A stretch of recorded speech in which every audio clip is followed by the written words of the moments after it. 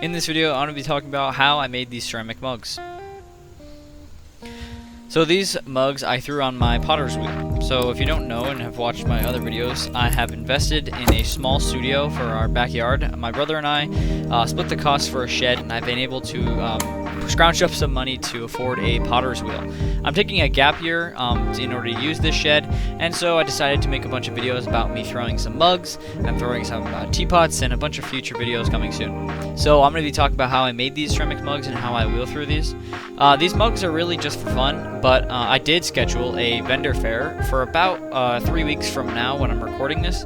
So it's sometime in September, and I'm hoping to at least break even at that vendor fair. I paid around $200 for my booth, which is a lot for my first vendor fair, but I'm sure I might be able to make it back. I'm sure it'll be a good event. There's going to be a lot of people there, and my mom has done that vendor fair in the past for her business, and she's done really well, so she suggested me to try it out. So I'm going to be throwing at that vendor fair, and I'm going to be throwing some mugs, I'm going to be throwing some bowls, but these mugs that I'm throwing inside these videos, this video, I'm going to put inside of the booth for the vendor fair, and I'm paying for them to be bisqued as I speak, so they are off to another studio being bisque fired.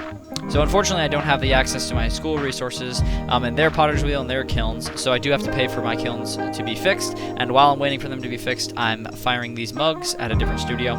It's not too pricey, at least I hope not. I haven't gotten the bill yet, but it's around $10 per cubic foot, so it's not too much. I didn't take that room into consideration when making these mugs, just because I didn't want to restrict myself on how I wanted the mugs to look. I took some inspiration from John the Potter, Matthew Kelly Pottery, and Joe Calloway. All these potters are like pretty functional ware, and they make pretty functional ware and very practical looking mugs. My mom is a really big fan of Joe Calloway. If you've never heard of these artists, I'd highly suggest look them up. They're really good at wheel throwing and very good at what they do. They're good business ceramicists. They sell their pottery for a living, which is really my dream. That would be awesome. I would love to sell my pottery, and my aspirations is to become a college professor in the future once I get my master's. So, like I said, I'm taking a gap year, and during this gap year, I plan on making a buttload of pottery and trying to sell it all, and then going to Alfred University, which is #1 in ceramics in the U.S., so I'm really excited to going there and getting a good education. But back to the mugs. So these mugs, I didn't really restrict myself on the size. I really wanted to make big mugs, and I took inspiration from those artists just because they made very practical and big mugs that hold a lot of liquids. And I found that the mugs that I made in the past were way too small, so I learned from that, and I still took some of the textures that I'd done in the past, and I worked on those and worked on my past ideas to hopefully improve these mugs. I did some trimming, which was really fun. I like trimming now. I've learned to like it, I think, because the mug fully comes out and looks better when you're not rushing. And I used to throw mugs, so I never had to trim the mugs, and I didn't really like when I did that because the mugs just didn't look as good, and they were a little heavier than they should have been. And also attaching handles has also been a lot easier recently because I've been more patient. So when you're attaching handles, if you attach the handle when it's really, really wet, as you've just like pulled the handle, and like right after immediately pulling the handle attached to the mug, it's gonna be really dismembered, deformed and stuff. So right here I am pulling a handle, and I just use a lot of water and barely any pressure, and I just constantly pull on the clay in order to make a handle.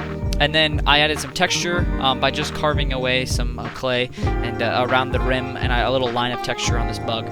This mug I actually made, this style mug is almost identical to 3 mugs that I put inside the Noborigama firing when I did wood firing last summer, and I would highly suggest go check out those videos. I did some wood firing videos. They didn't get many views, but I really loved those videos because wood firing is such a cool experience, and I love sharing those cool experiences in ceramics and educating others, because I think that if you have the opportunity to wood fire, definitely go wood fire. It's so much fun, and I really enjoyed it. So I did that same style mug when I wood fired, and the texture came out really nice on the glaze when I did that firing. And then some of these mugs, I changed up the shape. So I didn't just do like a bellied out mug, like a wide mug, or a circular mug that holds a lot of liquid. I also did some like sort of like teacup or soup bowls, I guess you can call them, but they're more teacups.